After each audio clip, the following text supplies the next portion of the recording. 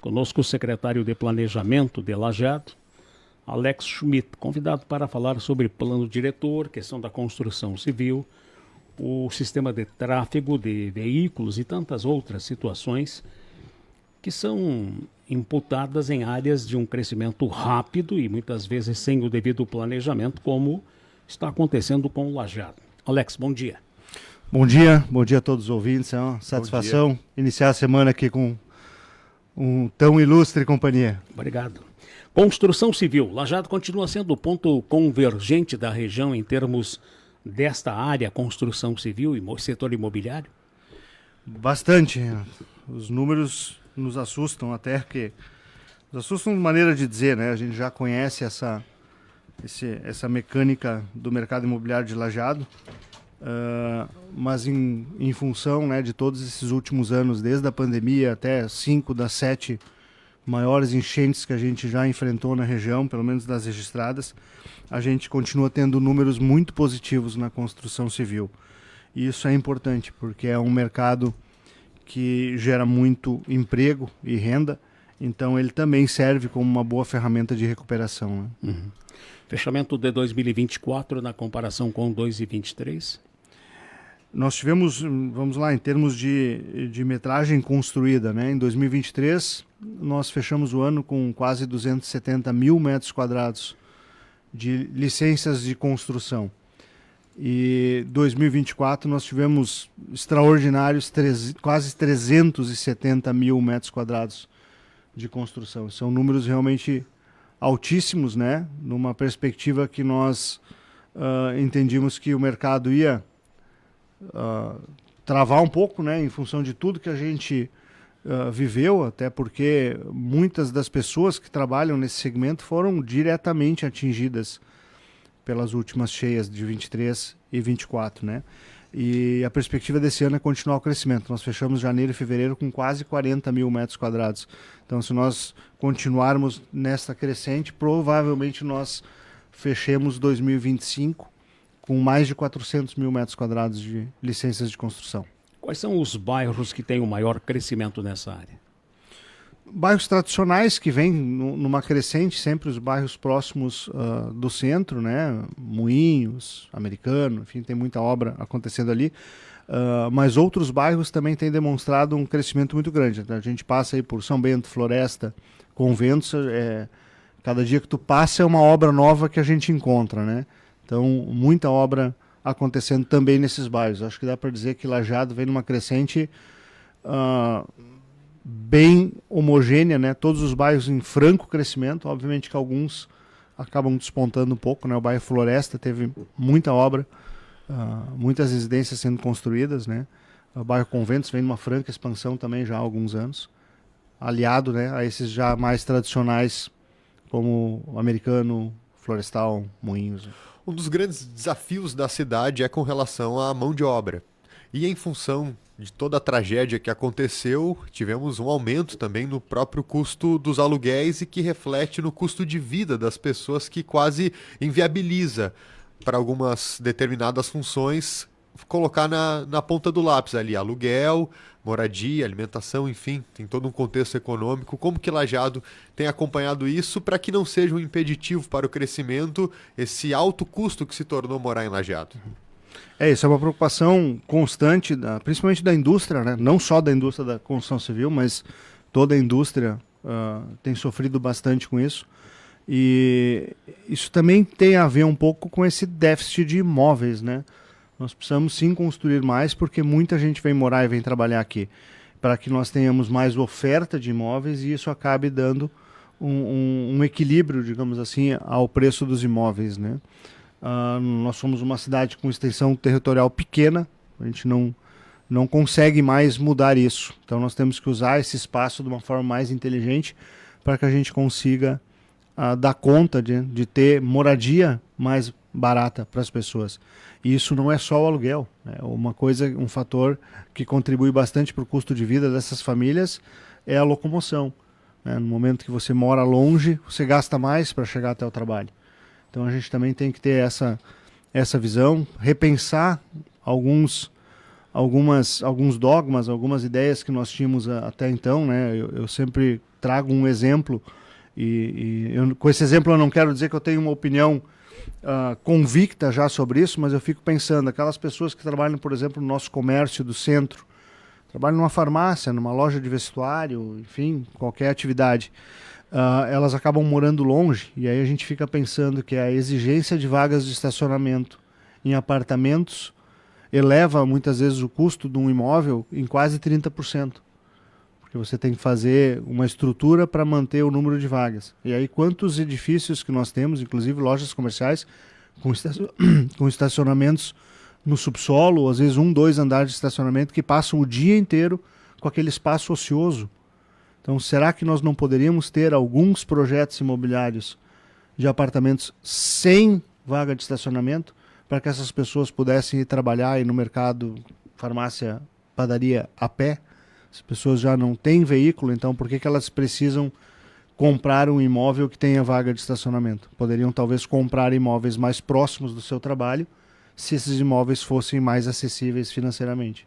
Qual é a predominância das plantas habitacionais entregues em Lajeado? Apartamentos pequenos, médios, grandes, residências, em termos de casas, qual é o que predomina? É bastante diversificado, Paulo, no residencial, né, que é o ponto. Nós temos, obviamente, prédios, né, que acabam avolumando mais unidades, principalmente no centro e bairros próximos, e aí se destaca bastante o Americano, que tem recebido empreendimentos com maior número de unidades, né, mas nos bairros, por exemplo, que eu citei antes, Conventos, Floresta e tal, muito sobrados e residências. É bastante diversificado isso, não dá para dizer que nós temos mais apartamentos, né? Claro, nos apartamentos, acho que a grande maioria dos apartamentos que vêm sendo edificados são apartamentos de 2 dormitórios, é o que mais tem demanda, né?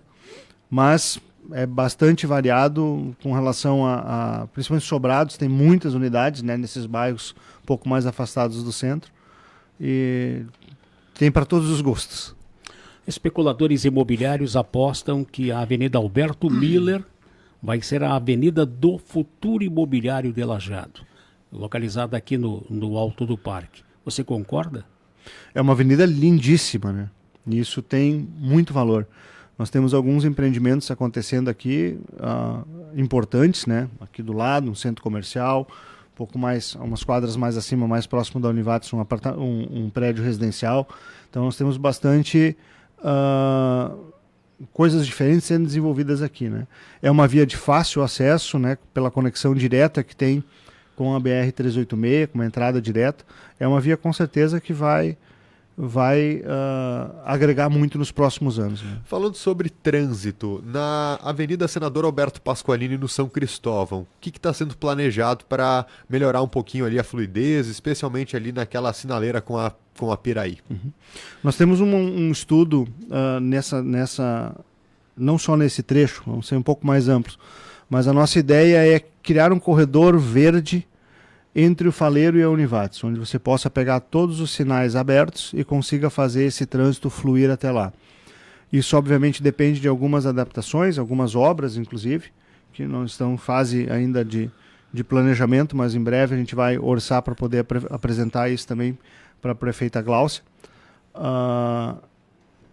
Se você pegar uma onda verde, né, é uma onda calculada numa faixa de velocidade em torno de 45, 50 km por hora, você não vai pegar nenhuma sinaleira fechada e esse trânsito vai conseguir fluir. Isso implica em conversões à direita livre, sem parada, né? E a Piraí é um dos exemplos onde se mudaria isso. Então a pessoa está vindo do centro em direção a Univates, quer entrar no bairro, tanto na parte da direita do São Cristóvão, quanto indo a Alto do Parque, Carneiros, essa conversão vai ser livre, né? E se ela quiser entrar na Piraí, consequentemente, para que nós possamos implantar esse tipo de sistema, algumas conversões à esquerda não vão mais ser permitidas. Então, se eu quiser entrar na Piraí, provavelmente eu entro à direita livre, faço a quadra e atravesso no cruzamento da quadra seguinte. Isso é importante porque naquela sinaleira da Piraí é uma sinaleira de 4 tempos que hoje não tem funcionado, né? O tempo para passagem, quem quer cruzar a avenida, é muito pouco, né? Então acaba volumando os carros ali. Se nós fizermos esse contorno, o tempo parado vai ser menor. Ou seja, eu consigo entrar na Piraí, em vez de ficar parado numa sinaleira de 4 tempos, eu faço essa quadra e espero uma sinaleira de 2 tempos. Mesmo fazendo essa quadra a mais, esse trajeto a mais, eu gasto menos tempo. Então isso é uma coisa que nós vamos ter que nos acostumar, que ainda é novidade em Lajeado, né? Esses retornos. Mas esses retornos para a questão de fluidez do tráfego são muito importantes. O tráfego, se você consegue dar continuidade nele, poupa tempo para todo mundo. Né? Tanto para quem quer cruzar, quanto para quem não quer, para quem quer seguir em frente. Todas essas alternativas, independente do movimento que você quer fazer, vai gastar menos tempo. Então, a gente já, anos atrás, se tentou implantar algumas e não foi muito bem aceito isso, mas me parece que faltou muito esse esclarecimento, né? De por que fazê-lo e por que é bom fazê-lo. Então, a gente tem que aprofundar um pouco mais essa discussão. Vou ter que fazer uma quadra a mais para ir para onde eu quero. Né? Em vez de converter a esquerda livre, eu vou ter que fazer uma quadra à direita? Vou. Mas eu vou gastar menos tempo do que eu gastaria parado na sinaleira esperando para cruzar a esquerda. O problema todo, né, Alex, são os investidores na área comercial. Quando eles construíram e passaram a fazer o investimento, a legislação era uma. E agora se muda no curso do andamento destes investimentos, né? Isso acaba atrapalhando bastante. E o outro detalhe são as perpendiculares. A Prediger, por exemplo, a entrada do São Cristóvão à direita, ela é estreita ao extremo. Cabem 2 carros, apenas não tem calçada de passeio. Se mudar o trânsito, inverter, hoje ela só entra na Pascoalini. Se mudar o trânsito, vai ter que fazer um contorno por cima de uma área que era da Minuano e de novo vai pegar outra rua estreita para poder voltar. As perpendiculares ali não são muito adequadas para isso, né? A Cidora Prediger, a ideia é manter ela de saída, até porque ela atende todo aquele fluxo que vem do Gustavo Adolfo, né? Então ela é uma via importante para saída. No momento que você quer fazer cruzar à esquerda a avenida, a ideia é entrar na Miguel Tostes e depois sair na Arthur Bernardes, é a próxima? Se não me falha, depois Arthur Bernardes. Perdão, então Washington Luiz? Ali Washington Luiz. Isso. Depois Arthur Perdão Bernardes. pela memória. Mas essa ser uma via de mão única. Depois tem a Miguel Tostes. Isso. Na Miguel Tostes é a continuação da Piraí, né? Essa você entra à direita, entra na Minas Gerais e depois tem uma conversão de novo à esquerda livre. Ali se alteraria por uma mão única. É a ideia inicial. Porque daí você dá fluidez. Obviamente que a gente tem conversado com muitos comerciantes ali da região também para entender bem o fluxo de funcionamento deles. Na da Panvel, né? Ali onde tem a Panvel, aquela sinaleira da Panvel, pelo menos 1 ou 2 quadras, se fazer mão única de entrada na avenida. Né? Não entra mais à direita ali na Panvel, ali só sai em direção à avenida, justamente para dar essa fluidez. Tá? E acima a gente tem então outras alterações de fluxo, justamente para tentar montar isso, né? Uma sai e outra entra, uma sai e outra entra para você conseguir dar fluidez. E a Benjamin Constante na montanha. Que é um dos nossos grandes gargalos, né? Acredito que as rótulas que foram executadas ali, algumas ajudaram, outras ainda estão em adaptação. Acho que as pessoas ainda têm alguns cruzamentos, né? A rótula, por exemplo, logo depois do viaduto da RS, ela ainda tem muitos conflitos, né? Ainda tem muitos cruzamentos, né? Uma pessoa cruza o fluxo da outra. Isso é o que gera, normalmente, a falta de fluidez ou até acidentes. Então ali tem que se pensar. A rotatória tem preferência. Sim. Quem está na rotatória tem preferência de trânsito. Inclusive foi bastante bem marcado isso no chão dessas rotatórias, né? Ou seja, na entrada da rotatória tem lá um triângulo dizendo, ó, quem está na rotatória tem preferência. Sim, mas não vale para todas as rotatórias de Lajeado isso aí. Tem algumas que não. Algumas menores não se consegue fazer, né? Mas enfim, aí há confusão, né? Nós temos que nos acostumar a usar rotatórias. Né? A gente tem feito toda uma sinalização para lembrar as pessoas, né? Porque todos nós estudamos isso quando a gente fez carteira de motorista.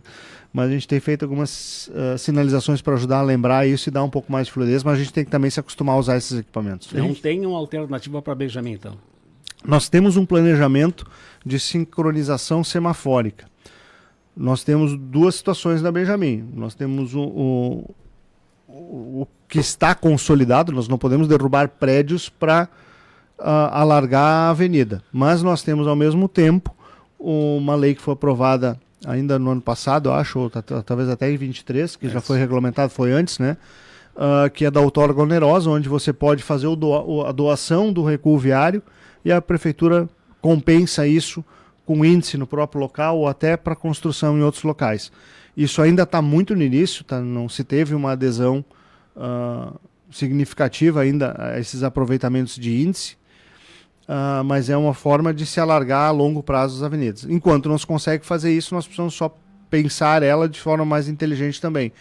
Uma das situações, porque a Avenida Benjamin Constant ela tem também uma outra característica que é um pouco mais fácil de resolver na Pasqualini, que é muitas ruas que não se encaixam uma na outra, que você não consegue fazer o cruzamento de uma forma reta, né? Você tem muitas ruas que entram em ângulo na própria avenida, então é um pouco mais difícil.